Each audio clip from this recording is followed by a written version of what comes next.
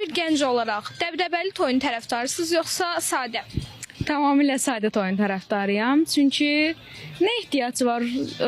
Ailə quracaq şəxslər o plan öz istədiyi ehtiyaclara qarşılaya bilərlər. Mən istəmərəm ki, 15 ildir tanımadığım hər hansısa bir qohumun qarnını doydurum. Ondansa mənim gələcəkdə həyatıma lazım olacaq bir şeyə pulumu xərcləyərəm. Belə ki, ailə quracağım insan nə istəsə onunla razıyam. Mən sadə toyun tərəfdarıyam və düşünürəm ki, toy bir dəfə olur. Əgər ki, sən tanımadığın insanları çağırırsan toya, o nə toydur da, onun mənası yoxdur mənim üçün. Ən belə yaxın adamları çağırmaq lazımdır və onlarla bir yerdə keçirməyə.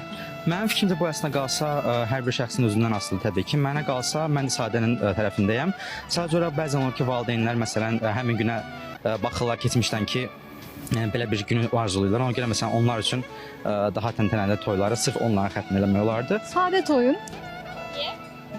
Niyə? Məncə sadə toy daha maraqlı olar. Daha səmimi ortam olar.